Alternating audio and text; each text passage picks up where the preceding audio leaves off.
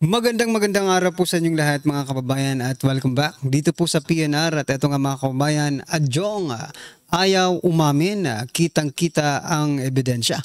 Yan mga kababayan, patungkol po riyan ang ating alamin at bibigyan ng komento ngayong araw na ito. Pero bago pong lahat, kung bago ka pa lang at di pa po nakapag-subscribe sa ating munting channel, please don't forget to subscribe at palike na rin po ng video ito. Maraming salamat po. At eto na nga, simulan na po natin to.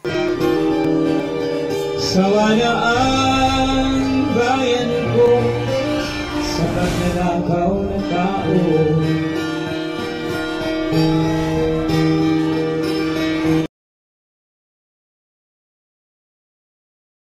So yan mga kababayan, bago po natin muling i-play ang video ito, pasadahan po muna natin ang mga nagtitrending na balita dito po sa mundo ng social media. At unahin na nga po natin itong si Adjong.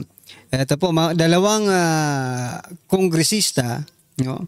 Ito pong sabi, Dionisio Adjong, tinuligsa si BP Sara sa bayad statement. Yan mga kababayan. Tinuligsa ng dalawang miyembro ng Kamara, no? Yan. Teka lang, ito. Tinuligsa ng dalawang miyembro ng Kamara de Representantes si Vice President Sara Duterte sa sinabi nito na bayad ang mga pumirma sa impeachment complaint na inihain laban sa kanya. Itong dalawang ito, itong si Adjong at si Dionisio, mga kababayan, ay ano bang akala nyo sa taong bayan? Mga bulag, mga bingi? No?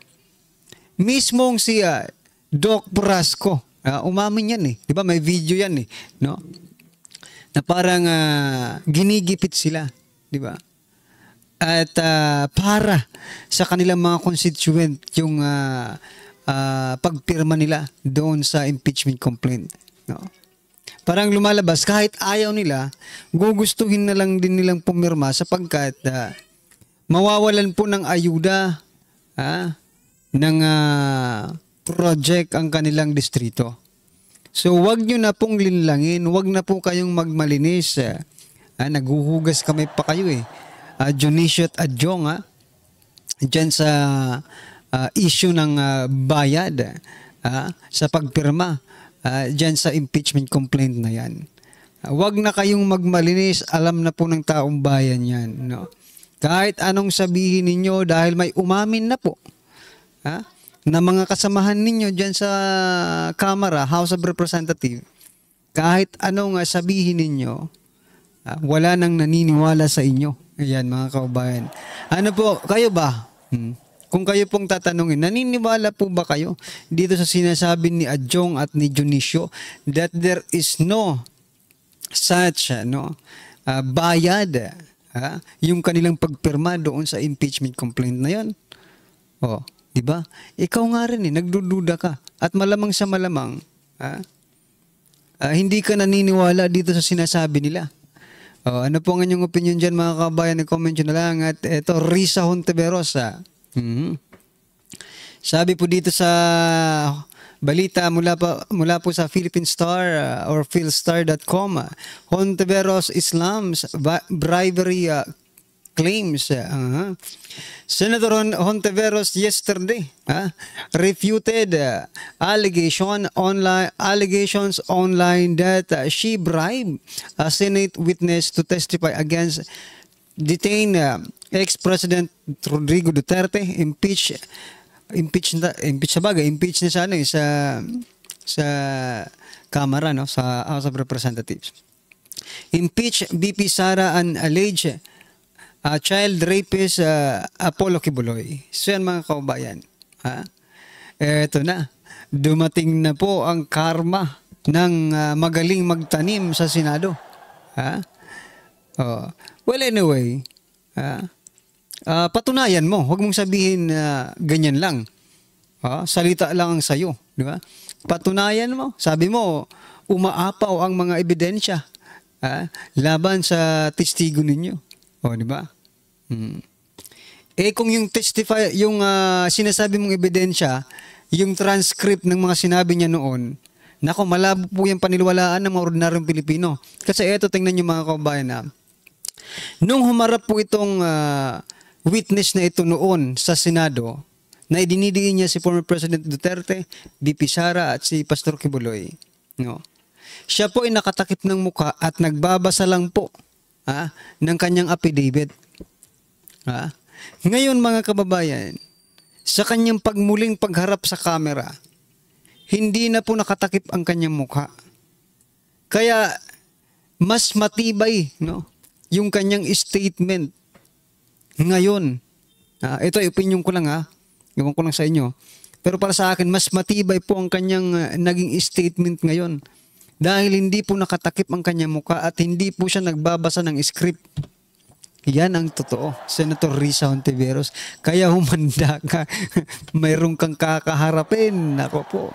Ay, goodbye yung pangarap, no? Yung pag-aambisyong maging presidente sa 2028. Goodbye muna. Paalam muna yan. Nako. Ano po ang inyong masasabi dyan mga kababayan? I-comment nyo na lang po. At ito, pasadahan din po natin itong si Romualdez. Ito si Zia Alonto Adyong pa rin mga kababayan. Sabi niya po dito, there is an overwhelming support for Speaker Martin Romualdez. Should he decide again to run for the speakership? Nako. Pakipot pa pala. Nagpapakipot pa pala itong si Speaker. Hindi pa nakakapag-desisyon na siya pa rin ang maging speaker sa 20th Congress. Nako, malabo yan mga kababayan. Gustong-gusto nga niya, nasa mataas na upuan yan eh. Diba? At saka kayo naman na sinasabi dito, mahigit 280 kongresista na ang lumagda sa manifesto of support para muling maitalaga si Representative Martin Romualdez bilang House Speaker sa darating na 20th Congress. Ayon kay Lanao del Sur, First District Representative Zia Alonto Adyong, nako, itong 280 mga kababayan, malamang sa malamang, makikinabang kayo dyan sa inyong pagpirma sa manifesto of support na yan. Okay? Nakinabang nga kayo doon sa pagpirma ninyo, di ba? Na itinatanggi ni Adyong, di ba? Itinatanggi niya po na walang bayad. Nakinabang nga kayo doon sa pagpirma niyo sa impeachment complaint. No? Ito pa kaya ngayon na manifesto of support para maging House Speaker muli si Speaker Martin Romualdez. Aba, syempre, you will expect something in return, di ba? Pagdating po dyan sa mga pirma-pirma ng mga tunggrista. Alright. Ito pa mga kababayan, pasadahan po natin itong si Ante Clara. Sabi niya po dito, ang pagtatrabaho ng Pangulo ay dapat maramdaman ng tao.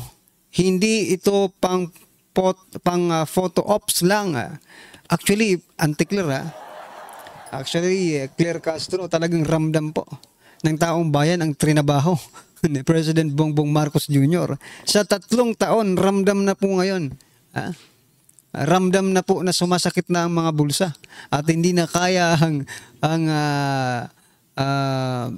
diba, ang presyo ng mga bilihin. Diba? Ramdam po ng taong bayan ang pangungutang ng administrasyong ito. Ramdam po ang pagkuha ng mga pondo like PhilHealth, no? At iba pa. Ramdam po yung pagbenta ng gold reserve. Ramdam po yung maanumalyang 2025 no? Marami pang iba. Ramdam po ang 5,500 flood control projects. Ramdam ang baha pero ang flood control hindi. Ano pa? Ramdam din po ang pagsisinungaling. Totoo naman, di ba? Na-experience din naman, no? Ramdam po ang pagsisinungaling ng administrasyong ito. Yun po ang totoo. Photo ops? Sige nga. Pagtrabahuin mo nga ang daming ginawa ni President Bongbong Marcos ngayon, Biruin mo, naging teacher. Una, naging engineer doon sa bumagsak na tulay, di ba? Naging engineer. Tapos naging teacher. Ngayon naman po ay naging PDEA. Di ba? Trabaho ng PDEA yung ginawa niya.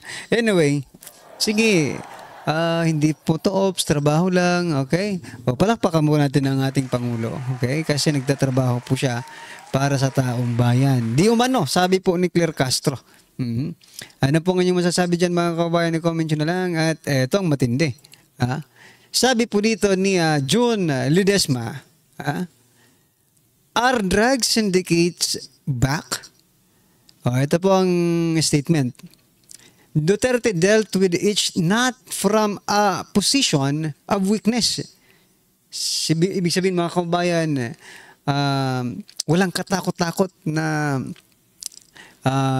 trinabaho, no, ni former President Duterte yan, no? And acquiescence yan. And acquiescence, but with confrontational courage. O, di ba? Pero anong ginagawa ngayon ni President Bongbong Marcos Jr.? Sabi po dito, in a public statement, President Ferdinand Romualdez Marcos Jr.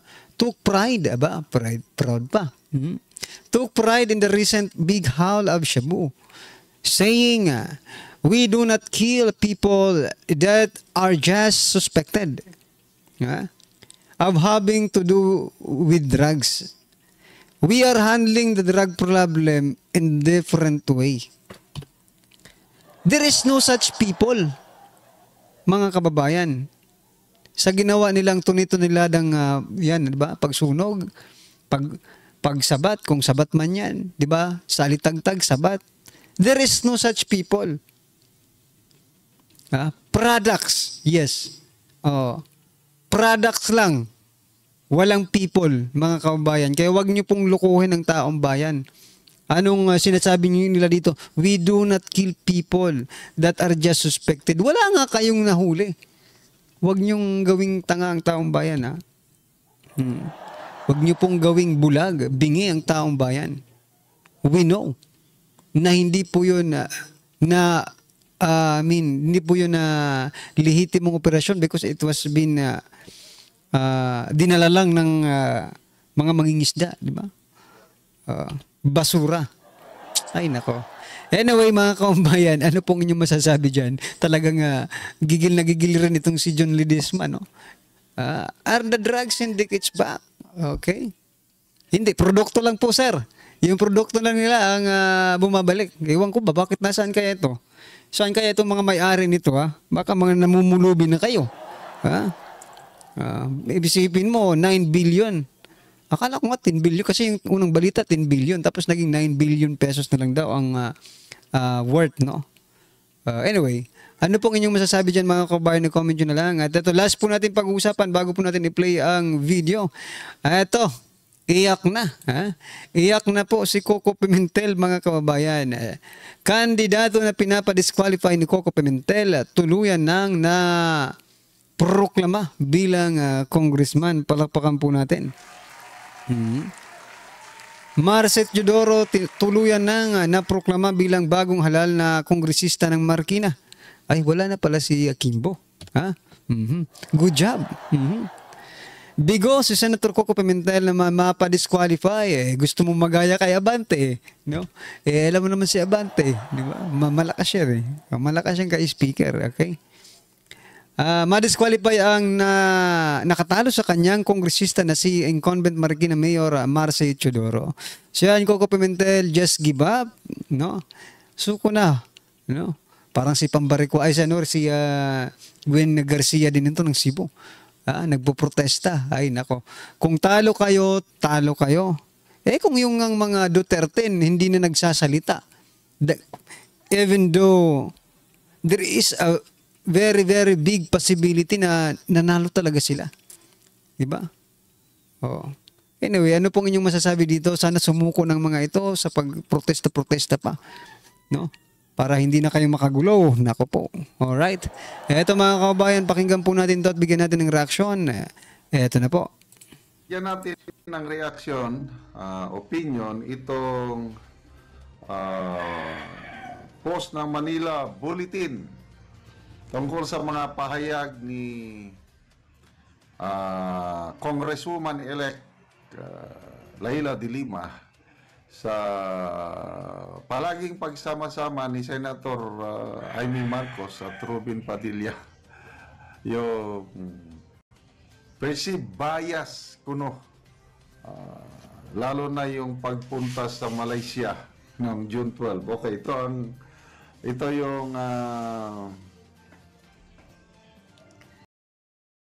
Itong si Dilima, mga kababayan, parang hindi politiko, no?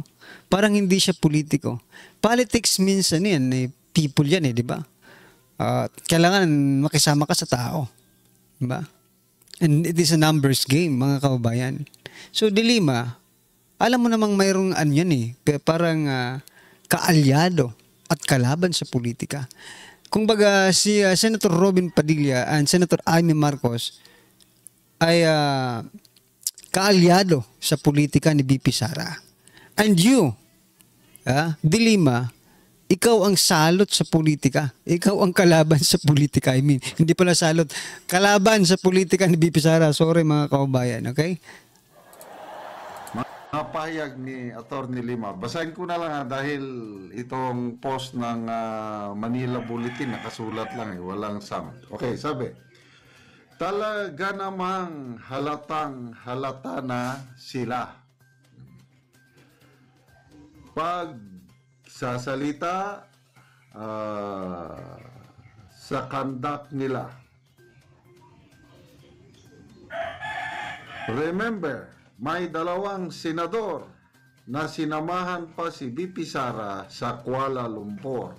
Imagine that. Ang sagot diyan, so what? So what, Dilima? Kung sumama, di ba? Eto sabi niya, halatang halata na sila. Ikaw, hindi ka ba halata? Tanong lang, di ba? Hindi ka rin ba halata? Don't single out them, mga karibi natin. Kasi kung ano ang nakikita mo sa kanila, malamang nakikita ka rin nila. Nakikita ka namin. Ano akala mo sa'yo, invisible? Na pagkatapos mo makulong, matapos mo makipagrelasyon kay Jonel, di ba? Makakalimutan agad ng taong bayan yun. No. Di ba? Hindi. Hanggat nabubuhay ka, may nakatatak sa yung Jonel, di ba? Hanggat nabubuhay ka, may nakatatak sa yung beloved girl, di ba? Yan po yung opinion ko lang, mga kababayan, ha? Dahil po doon sa nakita natin na video na kung saan sumasayaw at kumakanta si Dilima sa loob ng bilibid. At mismong si Dilima at si Jonel po ay umamin sa kanilang relasyon sa investigasyon sa Senado, di ba? Kaya hindi natin masasabing fake news yung sinasabi natin, di ba? We have the basis, di ba? Ang basahan po natin yung nag-iimbestigasyon sa Senado wherein in fact, umamin po si Jonel na kayo ay may relasyon. Even ikaw, umamin ka rin, di ba? Na may relasyon kayo ni Jonel. Even si Jonel may asawa. Ibig sabihin, magkarelasyon po kayo. No? And that is a that is a bad influence to the men and to the women's of our country. Sa lahat ng Filipina. Ikaw po ay hindi magandang ehemplo. Di ba? Kaya walang panama itong si Dilima, mga kababayan. Palagi at palagi po nating i-mention yan as long as tinitira niya ang mga Duterte. Dahil yan lang po, mga kababayan, ang hindi makakalimutan ng ating mga kababayan pag si Dilima po ang pinag-uusapan. Credibility, transparency, accountability. Mukhang wala yan sa'yo no? Then you are talking something about Duterte. Patunayan mo muna sa sarili mo. Well, anyway, wala ka nang dapat pantayan pa dahil sirang-sira ka na po. Okay? Alright, ano pong inyong opinion? Reaction patungkol po dito, mga kababayan? Nag-comment nyo na lang po sa baba para at least alam po natin, mga kababayan, ang inyong opinion. Maraming salamat po. Please don't forget to like the video. Maraming salamat po. Sa walaan